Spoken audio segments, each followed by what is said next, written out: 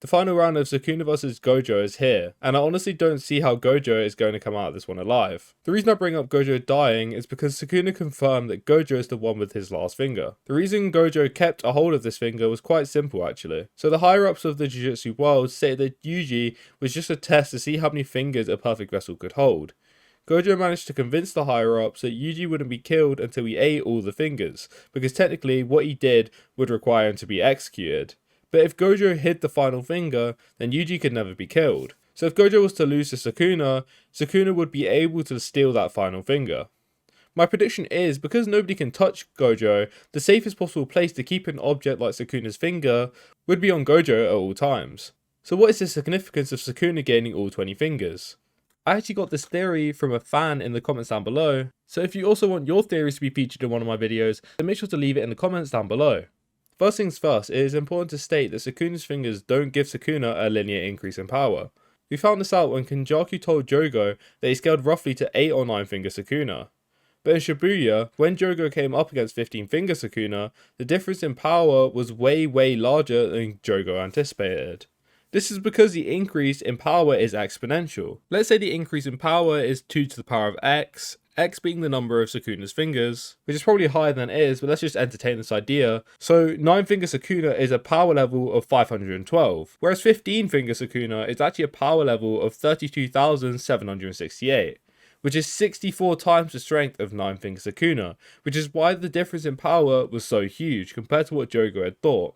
Currently Sukuna is at 19 fingers, and he's also eaten the head of his former body, which doesn't actually count as a finger. This is because Sukuna put all of his soul and curse energy into these fingers rather than his head. This means his head will only increase his total curse energy. This is because the remnants of his curse energy would still remain inside other parts of his body, but where he actually focused his curse energy and soul was into these fingers, and then he separated them around different places. So 19 finger Sukuna has a power level of 524,288. However, 20 finger Sukuna is going to double that, assuming 1 finger Sukuna has a power level of 2. So if 19 finger Sukuna plus Megumi's 10 Shadows technique was enough to defeat Gojo without Sukuna using his true curse technique, then a 20 finger Sukuna is going to be a massive problem for the sorcerers. Now I'm not saying that Sukuna is that strong that he defeated Gojo without using his true curse technique. That's not what I'm saying at all. I think it is actually the fact that Sukuna's curse technique will just get countered by Gojo's Infinity. The only way Sukuna has been able to counter Infinity so far has been using a simple domain. So before you roast me in the comments, no, Sukuna isn't that much better, he just has no counter for Gojo's insane technique. When Sukuna eats this final finger, it will actually complete his soul. Due to the nature of Sukuna's fingers, his soul has been broken up into many different parts. Therefore, until all of these fingers are reunited into one vessel, Sukuna's soul will remain partially incomplete. Now this may not seem very important to a lot of people, but the importance of the soul for a user's power in Jujutsu Kaisen is actually huge. Kenjaku stated that the soul and the body are interconnected, but is later revoked, and I believe now that the soul and the body are different entities. Now there are many ways to look at this, but I'm going to go into 2 different avenues. What this means is that if Sukuna is fully able to manifest his soul within one body, it is going to elevate his power beyond just the increase in cursed energy. But this isn't just going to be a simple 2 times increase in power, this new power up is going to be a lot more complex. This power will be different from every other finger that he has consumed earlier in the story.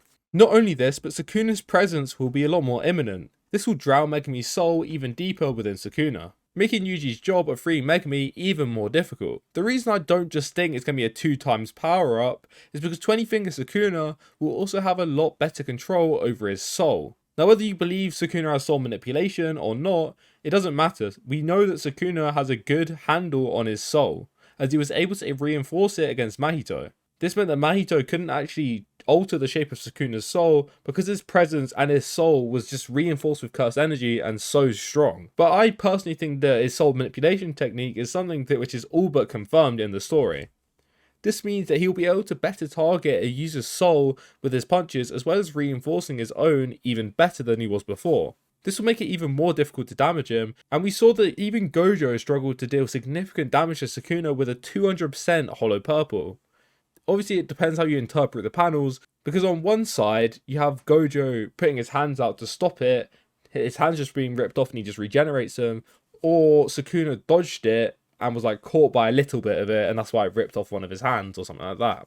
But whatever way you look at it, Sukuna is already a powerhouse and very robust, so making him even stronger and more difficult to actually damage, he's going to be like just a menace. What would be even cooler would be if we saw Heian era Sukuna take form in Megumi's body. This would be even more of an indication that Megumi's soul is becoming unsavable, and could make many of the Jujutsu sorcerers lose hope in their mission. Not only this, but we all want to see Sukuna in his Heian era form. The other interpretation of Sukuna's power increase after he gains his full power would link to his black box attack. So we know Sukuna has access to his black box, where we presume that he's mounted multiple curse techniques and he's able to access them using his black box. However, maybe due to his soul not being complete, his black box is also incomplete, meaning that all his techniques he pulls out are actually all just incomplete versions of that full technique. So when Sukuna faced Jogo, he pulled out a fire technique where he made a fire arrow, but that seemed to be it. And I'd assume that if you have a fire curse technique, it's going to be a lot more in-depth than just a fire arrow. We have stuff like blood manipulation where they can literally just make arrows out of blood, but it isn't just a blood arrow. We have so many other techniques on top of blood manipulation. So say Sukuna had fire manipulation as one of his curse techniques, he's going to have a lot more than just a fire arrow or being able to throw fire around. Sukuna also didn't seem to have complete control over his curse technique, because randomly Jogo just set on fire, and this looks like it was from Sukuna's technique. Maybe that's another interpretation where Sukuna can't control his curse techniques rather than he just doesn't have a complete version of them. This idea would even further increase Sukuna's potential, and Gege could be creating an incredibly strong final boss. Currently, Sukuna is undoubtedly one of the strongest in the series, but if he can only just beat Gojo using very meticulous tricks that he's planned out before, it wouldn't take that much for a lesser character to undergo a big power up and end Sukuna.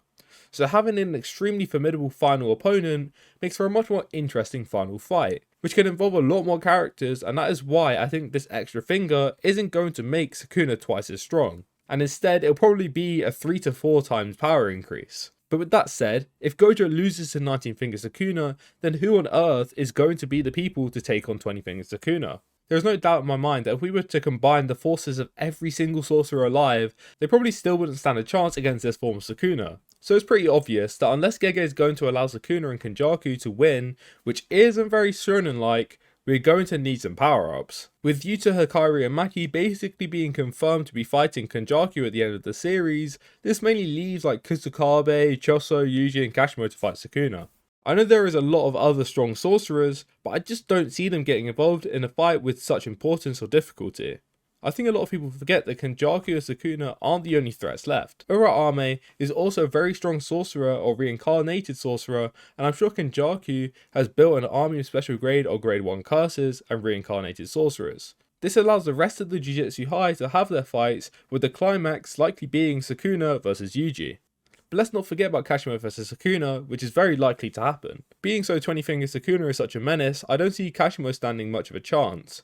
But it's definitely important to talk about this fight regardless of its outcome. We know that Kashimo has a secret curse technique, similar to Sukuna, but what is important about Kashimo is the binding vow that comes with his curse technique. Whilst Kashimo made the binding vow about the culling games with Kenjaku, we know that there was also a binding vow made that when Kashimo was reincarnated, he could only use his curse technique one more time. But this also meant that when he uses his curse technique, it's going to be much more powerful.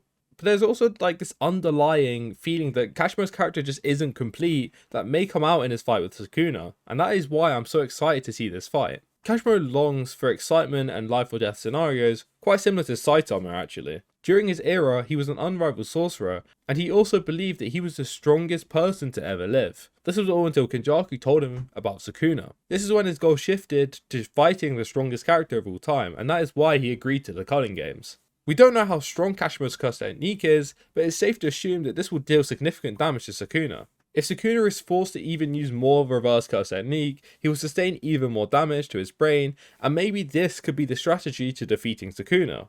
If everyone forces him to use reverse curse technique, then eventually he won't be able to even use simple curse techniques, or curse energy manipulation. After Kashimo vs Sukuna though, we likely will get the final fight in the entire series, Yuji vs Sukuna. Now this hasn't been hinted towards nearly as much as Kashimo vs Sukuna, but it just makes sense for our main character to be involved somewhat in this final battle. Yuji as a character has quite underwhelming abilities, so this seems like the perfect opportunity for a power up for him. The question I have though is how will he plan on freeing Megumi?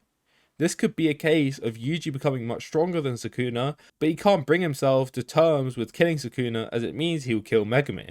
We could get very emotional final few chapters of their fight as Yuji realizes his only option is to kill Sukuna, and maybe Megumi's soul emerges and tells Yuji it's alright and he just needs to do the best thing to save humanity. I honestly think there's a very plausible outcome for the ending of Jujutsu Kaisen. But that is all for this theory. If you did enjoy this video, then make sure to like and subscribe, as it helps the video reach a lot more people as well as supporting the channel. All of your guys' support is muchly appreciated. Leave your own theories down below, and just like this video, I'll be sure to cover any theories I like as well as giving you a shout out in future videos. Also, leave anything I can improve with my content down below, as I want to provide the best quality content possible, and your feedback helps me improve what I produce. But with that said, I'll see you all in the next one. Goodbye.